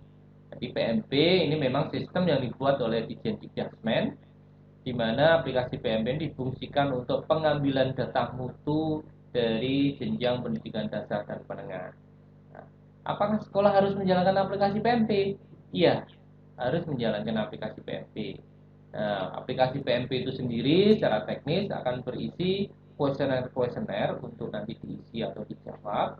Nanti kuesioner ada peruntukannya untuk peserta didik, PTK, kepala sekolah, dan lain sebagainya. Nanti di teknis aplikasi PMP sudah ada penjelasan. Nah, bagaimana menjalankan aplikasi PMP ini? Bapak-Ibu sekalian, aplikasi PMP secara teknis sifatnya adalah add-on atau pengaya dari aplikasi Dapodik. Maka aplikasi PMP ini akan dapat diinstal pada komputer di mana di komputer tersebut sudah terinstall aplikasi Dapodik. Jadi, aplikasi Dapodik yang harus ada dulu, barulah aplikasi PMP ini dapat diinstal di komputer. Untuk login ke aplikasi PMP, Bapak Ibu tidak perlu melakukan registrasi atau membuat akun baru. Karena untuk masuk ke aplikasi PMP langsung dapat menggunakan akun user dan password yang sebelumnya sudah dibuat dan diregistrasikan di aplikasi Dapodik. Kemudian secara teknis, ketika aplikasi PMP sudah dipasang dan disitu juga aplikasi Dapodik, maka otomatis aplikasi PMP akan mengambil data-data pokok dari aplikasi Dapodiknya. Maka Bapak Ibu, nah ini prioritaskan terlebih dahulu untuk melengkapi dan memutakhirkan data pada aplikasi Dapodiknya sebelum nanti kemudian menjalankan aplikasi PMP-nya. Karena data di aplikasi PMP bersumber dari aplikasi Dapodik. Jadi kembali saya ulangi, prioritaskan Bapak Ibu untuk terlebih dahulu melengkapi, memutakhirkan data aplikasi Dapodiknya sebelum nantinya menjalankan aplikasi PMP. Jadi itu mungkin secara sekilas ya apa yang kami sampaikan poin-poin pentingnya. Kembali kami ulangi bahwa saat ini sudah versi baru 2016B, mungkin bisa jadi dalam waktu tidak berapa lama akan keluar lagi versi baru, termasuk ini aplikasi PMP yang kemarin sudah versi 1.3, bisa jadi dalam waktu dekat ini sudah akan ada pembaruan versi baru lagi. Artinya apa? Bahwa data kita, sistem Dapodik ini semakin banyak digunakan oleh berbagai pihak, maka tuntutan kebutuhannya juga akan semakin tinggi. Maka adanya perubahan versi, di mana perubahan versi ini bisa disebabkan karena perbaikan, ada pembaruan, maupun penambahan fitur baru tidak bisa dihindari. Maka Bapak Ibu, utamanya teman-teman SMK rujukan sebagai garis depan di daerah untuk selalu memonitor perkembangan dari sistem pendataan kita untuk nantinya dapat menjadi rujukan, ya, dapat menjadi panutan bagi sekolah-sekolah di sekitarnya, khususnya dalam hal pendataan ini. Maka kami sekaligus meminta bantuan kepada Bapak Ibu semua, utamanya teman-teman operator Dapodik. Secara teknis tentu tidak ada sistem yang sempurna. Apalagi aplikasi baru, banyak hal baru di dalamnya, biasanya juga pasti akan ditemukan masalah-masalah baru. Untuk itu kami mengajak peran serta aktif dari Bapak Ibu, teman-teman operator untuk peduli, untuk dapat ikut memantau, memberi masukan, melaporkan temuan-temuan jika Bapak Ibu menjumpai secara teknis di aplikasi mungkin ada fitur menu, ada output yang merasa kurang sesuai dan sebagainya. Maka Bapak Ibu dalam kesempatan ini mungkin ada keterbatasan-keterbatasan, mungkin tidak bisa melayani banyak pertanyaan. Bapak Ibu nanti untuk pertanyaan-pertanyaan yang lebih lengkap, saran, masukan, laporan dan sebagainya dapat dikirimkan melalui layanan helpdesk kami, yaitu yang ada di helpdesk.jikmen.kemdikbud.id. Termasuk Bapak Ibu juga dapat menghubungi unit layanan terpadu Kemdikbud atau ULT, yaitu ada juga di lamannya yaitu di ULT.kemdikbud.id. Jadi silahkan menghubungi kami, nanti kita bisa saling berkolaborasi, berkomunikasi untuk membahas banyak hal lain, termasuk Bapak Ibu dapat mengupdate informasi-informasi baru terkait perkembangan pendataan kita ini. Mungkin demikian itu materi untuk sesi ini Bapak Ibu yang kami sampaikan. Kita bisa saya jawab dulu. Oke. Halo. Halo? Iya. SMK Negeri 1 Batam, silahkan Pak, dilanjutkan Pak. Baik, Pak, terima kasih. Ada dua pertanyaan dari SMK Negeri 1 Batam. Yang pertanyaan pertama tentang ujian data pelajaran di Dapodik, yaitu sekolah kami menggunakan struktur kurikulum yang terbaru, terutama di jurusan yang mulai menerapkan pembelajaran 4 tahun. Sementara di aplikasi Dapodik tidak mendukung struktur. Mohon kepada tim Dapodik kan kurikulum yang terbaru. Kemudian pertanyaan kedua, kami mohon aplikasi Dapodik dapat menyiapkan fitur impor data siswa, karena tahun ini jumlah siswa baru kami ada sekitar 580 Pak, dan per siswa itu ada lebih dari 40 item data. Bila diinput secara manual, tentu akan membutuhkan waktu yang sangat lama untuk proses penginputannya, melengkapi data.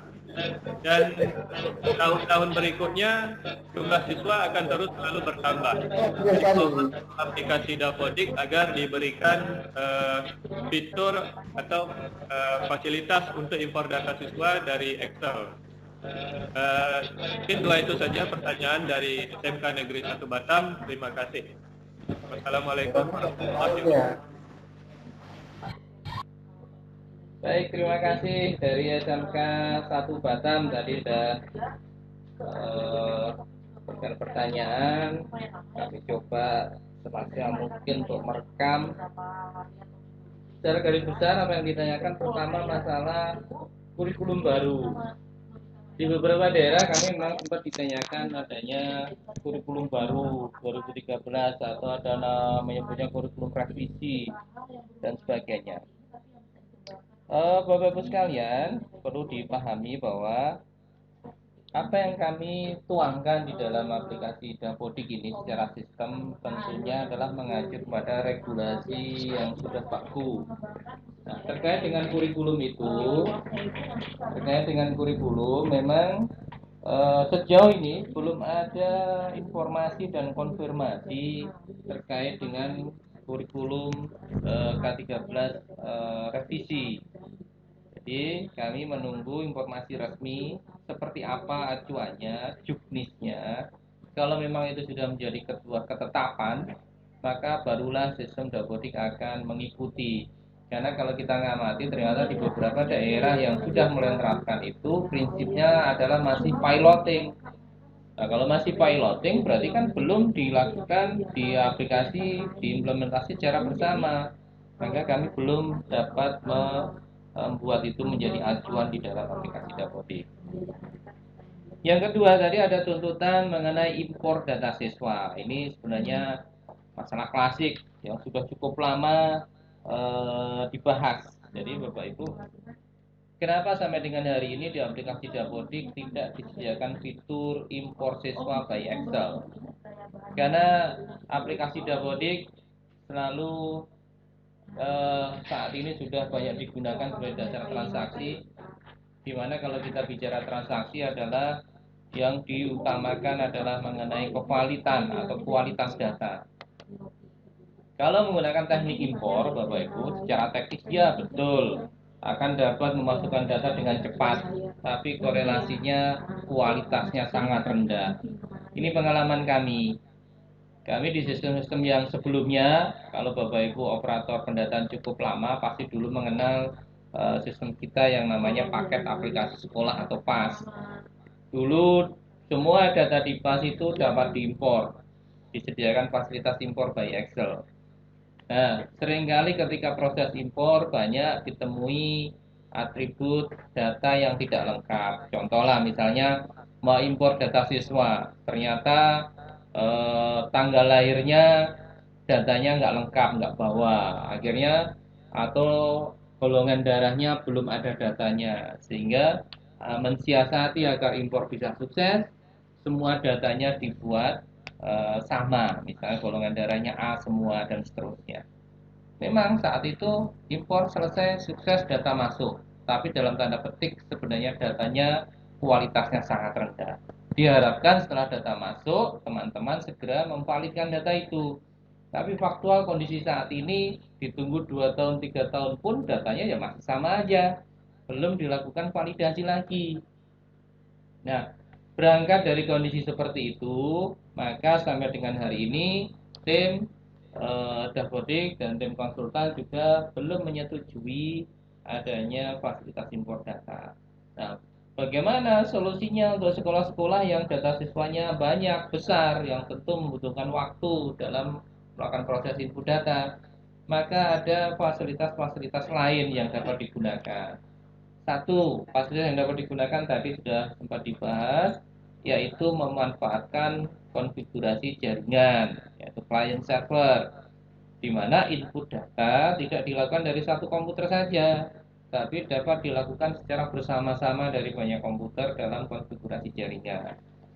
Kemudian di versi 2016 ini juga ditambahkan lagi satu fitur yang dapat mempercepat proses memasukkan data siswa baru, yaitu adanya fitur tarik data secara online. Nah, itu juga cukup membantu, walaupun Bapak Ibu juga harus dapat menggunakannya dengan bijaksana. Maksudnya tarik data online itu bagaimana?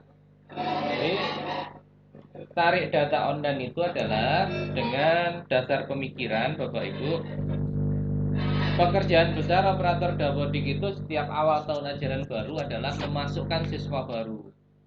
Yang kalau ditelusur siswa baru di SMK itu dari mana? Ya pasti sebagian besar adalah lulusan SMP.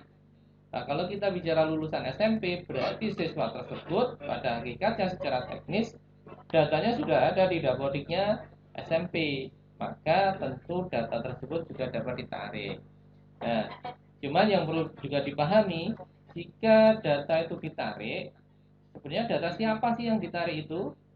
Data itu adalah hasil inputan dari operator SMP. Nah, biasanya data yang masuk akan heterogen, mulai dari pola penulisannya dan sebagainya, dan juga belum tentu terjamin kevalitannya. Contoh kasus nih, kemarin ada banyak sekolah yang sempat mengeluhkan, sekolah besar, siswanya banyak, lalu untuk mempercepat proses, dia memanfaatkan fitur ini, tarik data online. Tapi ternyata begitu data siswa ditarik, masuk, ditemui, ternyata tanggal lahirnya salah, ternyata ibu kandungnya salah. Nah, berarti data itu tidak cukup valid.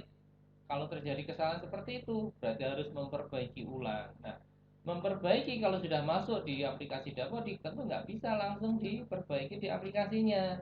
Memperbaikannya harus melalui perval BD, pengusulan, pemberkasan lagi dan sebagainya. Jadi itu menyita waktu. Maka kembali saya ulangi Bapak Ibu, untuk fitur tarik data online gunakan dengan bijaksana. Artinya sebelum diputuskan untuk menarik, pastikan datanya valid. Jadi itu bisa dikombinasi. Yang perlu digarisbawahi itu adalah opsi pilihan. Jadi kalau data siswanya sudah ditarik online, ya jangan diinput lagi. Sebaliknya, kalau sudah diinput, ya jangan ditarik lagi. Jadi biar datanya tidak berganda seperti tadi. Jadi demikian Pak, ini alasan-alasan kenapa kok sampai hari ini tidak ditambahkan fitur import data. Terima kasih.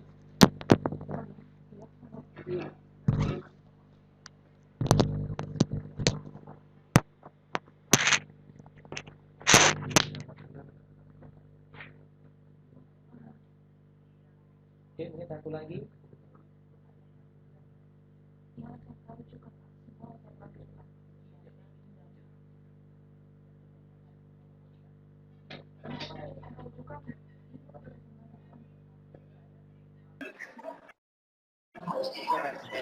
SMK Bina Utama Kendal, silakan Pak. Siap, terima kasih. Assalamualaikum warahmatullahi wabarakatuh. Kami dari SMK Bina Utama Kendal ingin menanyakan beberapa pertanyaan mengenai dapodik maupun verbal PD atau verbal PPK. Yang pertama Bapak, bagaimana sertifikasi guru TIK atau KKPI yang mengajar di SMK dengan kurikulum 2013? Karena mapel tersebut di kurikulum 13 tidak tersedia, yang ada adalah simulasi digital. Yang kedua, kapan batas akhir pengiriman data penjaminan mutu pendidikan atau PMP? Yang ketiga, website verbal PTK apakah sudah bisa digunakan untuk mengajukan NUPTK secara otomatis? Dan yang terakhir, kenapa aplikasi PMP yang diinstal mengalami error ketika diinstal pada satu server dengan dapodik padahal sudah versi 2016B. Terima kasih Pak. Baik, terima kasih dari SMK Bina Utama Kendal. Terkait dengan perlakuan untuk guru KKPI dan yang lain secara umum, ini adalah terkait dengan perlakuan pengisian pembelajaran. Ada beberapa hal yang sebenarnya Bapak sudah dapat ikuti dari seri buku panduan sebelumnya. Nah, terkait update hal-hal yang baru, kami sekarang sedang intens untuk berkomunikasi dengan tim dari Dijen GTK, di mana nanti yang akan menggunakan data-data tersebut terkait transaksi di GTK. Memang ada beberapa hal yang masih dibahas dan belum final. Contoh untuk SMK, salah satunya masalah perlakuan untuk tim teaching dan sebagainya. Nah, secara umum maka kami nyarankan Bapak untuk terkait perlakuan itu, ini nanti silakan ditunggu informasi-informasi lanjutannya. Nanti akan kami publikasi lewat laman di data.didakmen.kemdikbud.id. Kemudian pertanyaan kedua terkait dengan batas PMP. Saat ini aplikasi PMP sendiri masih dalam proses sosialisasi dan juga masih banyak ditemui bug, kesalahan di dalam sistemnya sendiri. Dan sampai dengan hari ini belum ada informasi ke kami terkait dengan batas akhir untuk PMP. Jadi belum ada informasi terkait batas akhir pengerjaan PMP. Kemudian untuk verbal PTK, apakah sudah dapat digunakan untuk pengajuan NUPTK? Sudah, Bapak Ibu, di paparan yang sudah kami sampaikan juga, di sana sudah saya sertakan alamat di mana Bapak Ibu dapat mengakses panduan untuk verbal PT maupun verbal PTK. Jadi untuk secara ini penerbitan NUPTK ini cukup panjang kalau dijelaskan. Bapak Ibu bisa ikuti saja nanti di panduannya. Jadi secara teknis itu sudah berjalan, jadi sudah berjalan. Tinggal nanti Bapak Ibu sekarang cek aja di perpal PTK-nya itu apakah PTK-nya sudah ada yang masuk di menu kandidat penerima NUPTK. Memang sebelum masuk ke menu tersebut Bapak Ibu belum dapat melakukan eksekusi. Nah, nanti baru setelah guru-guru atau PTK yang diajukan atau belum memiliki NUPTK masuk ke menu kandidat, barulah Bapak Ibu akan dapat melanjutkan melakukan proses pemberkasan dan seterusnya. Selengkapnya nanti bisa diakses di sana. Kemudian untuk aplikasi PMP yang kemarin sudah install versi terakhir 1.3, begitu Dabodiknya diupdate ke 2016B, aplikasi PMP-nya error kan gitu. Bapak Ibu, untuk error aplikasi PMP ini juga sudah disediakan patch pembenahan. Ya, patch pembenahan untuk aplikasi PMP yang error setelah 2016B, Bapak Ibu dapat unduh di laman dapur.dikdasmen.kemdikbud.id. Ini kami di teman-teman tim support sedang menyiapkan FAQ ya, beberapa pertanyaan yang sering disampaikan termasuk pertanyaan-pertanyaan ini serta jawabannya mungkin dalam waktu dekat ini akan kami publikasi juga.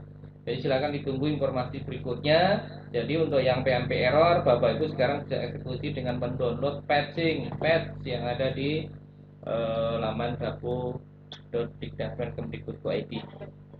Begitu Bapak penjelasannya. Terima kasih. Baik. Pertanyaan selanjutnya tadi di update apa?